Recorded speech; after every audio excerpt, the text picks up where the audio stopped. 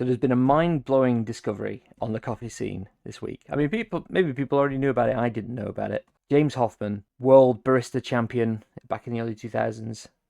Very popular coffee influencer on YouTube. He's released a video this week, and it's about the secrets of making a great Americano. Now, this is Coffee with Chris and Merlin. It's an excuse for me to have a nice coffee at the weekend, record what is kind of a podcast, show you stuff, what's happened around the internet, things that I found interesting during the week. And this here is the result of James Hoffmann's experiments. The video, which I'll share. Talk about the Americano. It's a complicated drink to me. Not that it's hard to make.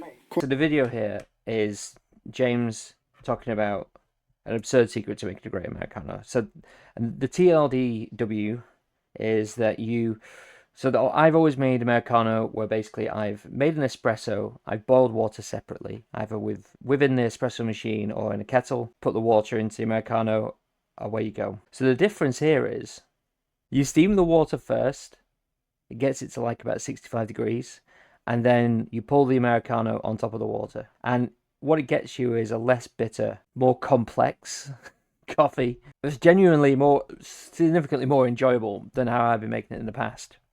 It really does change the drink. James suggests in the video that it might be to do with dissolved gases, and I think he's going to buy an oxygen meter, and he's going to do some tests in the future. And he's going to try a whole bunch of other stuff as well, like does it work if you steam the water and then put it on pour over coffee? And I've asked the good old GPT robots, and it reckons that the fact that you've aerated the water makes it more silky. It doesn't explain necessarily why it's less bitter. Maybe it does. It also thinks the lower water temperature means you get a less harsh extraction, but you're not extracting it with the water. Maybe the robot isn't very good at it. So let's leave the science to James. I'm sure he'll do a follow-up video. So that link is there'll be a Raindrop link in the description, as per usual, for any of the information that I show on the screen today. So yeah, that's changed my coffee drinking habits, and now if you're interested, maybe you're not, how I make an Americano. So yeah, I now boil, I steam the water while I weigh out about 20 grams of beans, which I put through my grinder. It's a DF64 it's like a 17 setting on the grind. Then grind that into the portafilter, distribute it with WDT at the same time. I've got like a spring-loaded tamp, push that down as hard as possible, metal filter on top of the basket, and then by the time you've steamed your 120 grams of water, extract that espresso on top of it, and away you go. And it looks different as well. It might be hard to tell on camera. It does look very different. I mean, it might just be the lights in here, but it's enjoyable. It's very enjoyable. Maybe it's time finally to get off the store-bought coffee and maybe order something in a bit nicer. The dog is handily hiding off screen. Cheers for that, buddy. So the next thing on the list, just a recap of this. So a couple of episodes ago, I brought up this about the motion sickness app for Galaxy Buds. I used this on the way up to Scotland the other week. I have terrible car sickness if I'm not the driver. But the Scotland drive, it takes about 12 hours to get up there, 11, 12 hours to go all the way up to the top. So I need to be a passenger for part of that. And, you might want to just play Steam Deck, mess about with your phone or whatever. And if I do that, I always feel incredibly sick.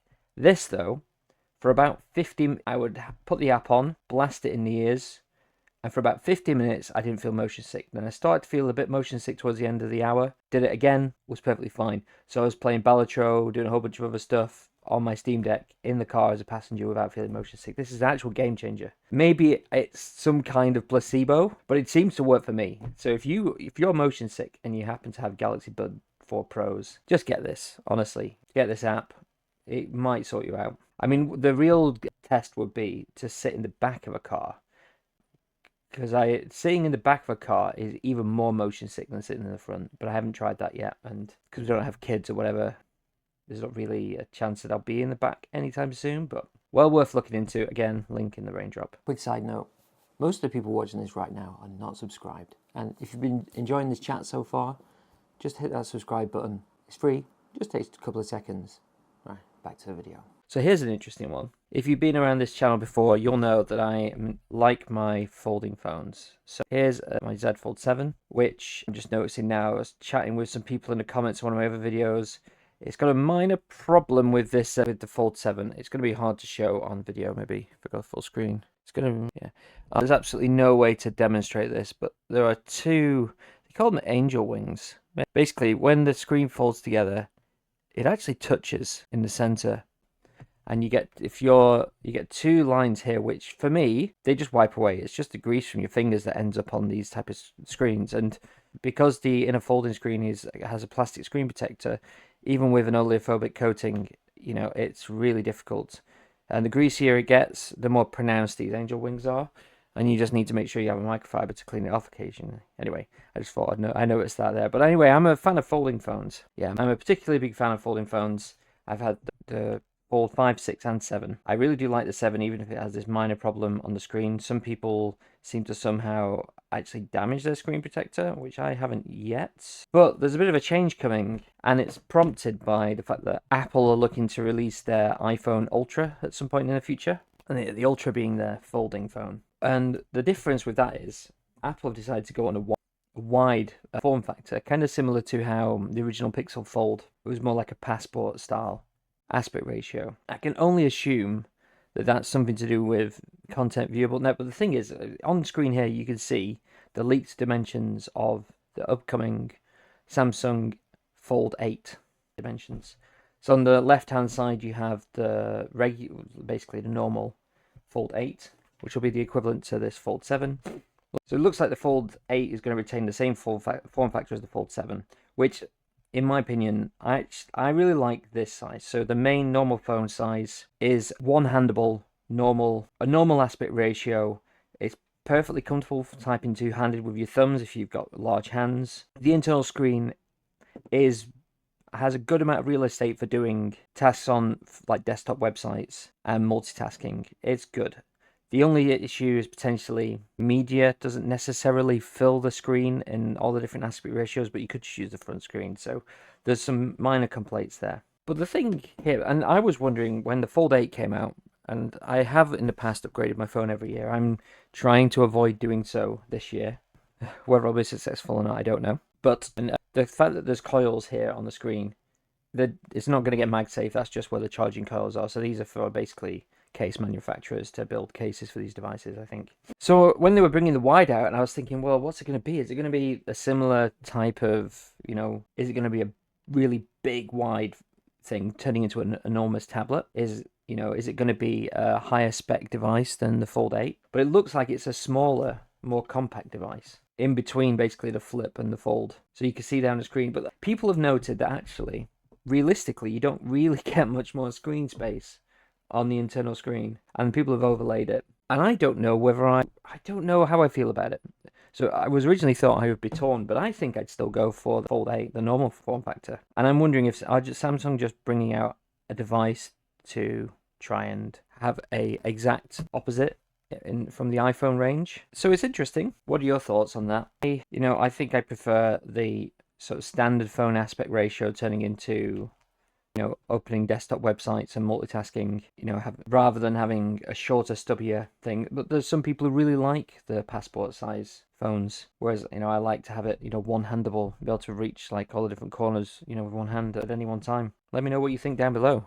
Were you looking forward to the wide and thinking it was going to be bigger than the Fold 8 and be more like a tablet like this, just folded in half? The last couple of links have been Reddit, so we'll stick with Reddit again. So there's a video here on YouTube, which I don't know if you'll be familiar, but there's a bit of a joke going around on Reddit about a guy who had a cylinder stuck in an M&M tube, and they need to extract the cylinder from the M&M tube, but the cylinder cannot be harmed. You can use your imagination as to what this is.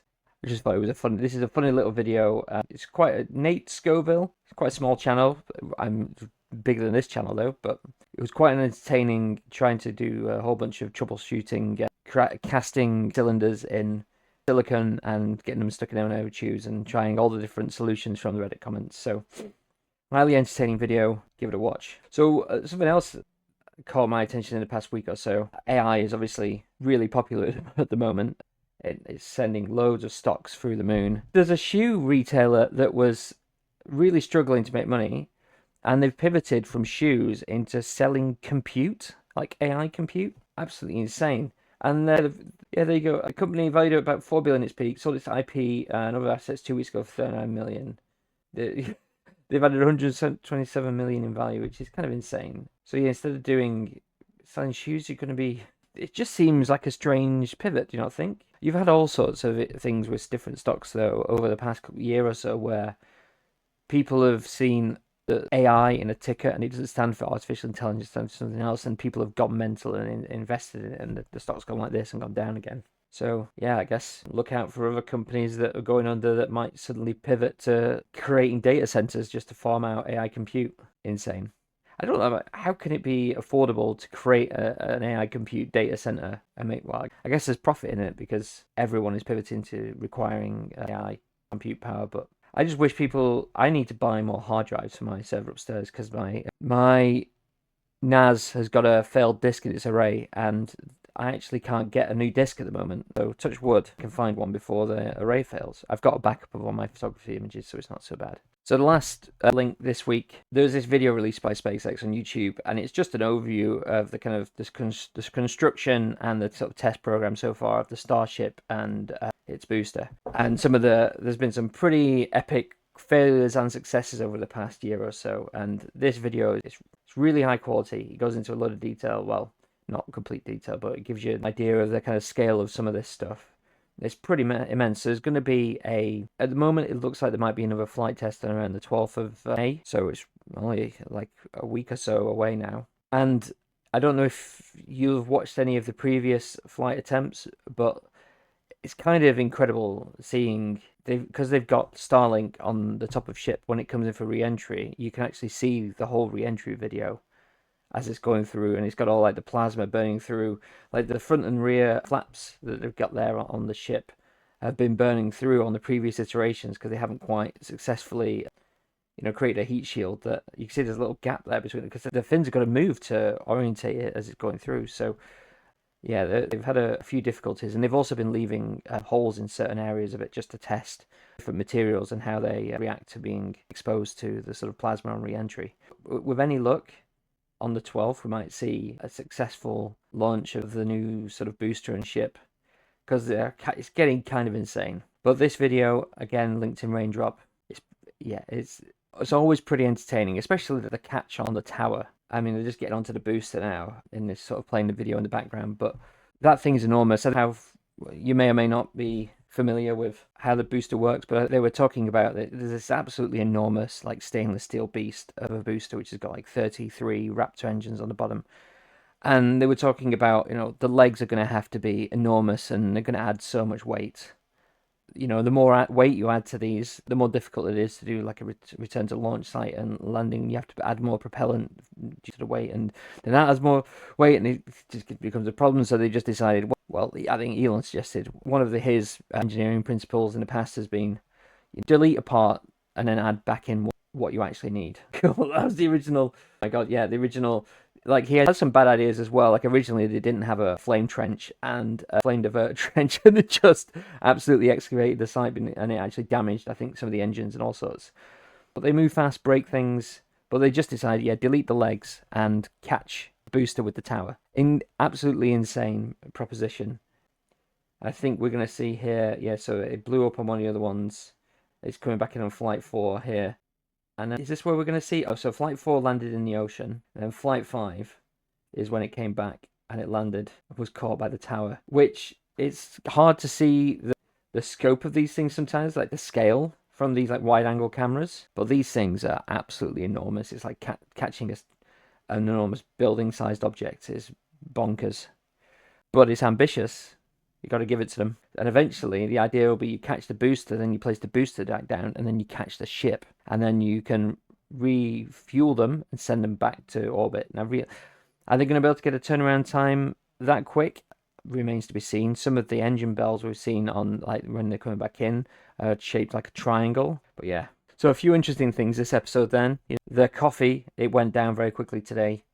Highly recommend, if you're into your coffee, try steaming your water and then put your espresso on top. Give it a go. You might just like it. Well, thanks for watching. This guy is just hiding behind the tablet. He's been a little chilled out today. He's not really participated much in the episode, have you? No. I'm now waiting for a camera bag. It's going to arrive any time in the next hour. 7 stops away. So I'm going to record a video this afternoon now about a camera bag tip. It's 3 stops away. So you'll see that video coming out this week or next. But thank you very much for watching. Hope you enjoyed, and I'll see you next week for more Coffee with Chris Merlin. Yeah, he thought he was going to get another treat, but you haven't put the work in, mate. You do not get the treats if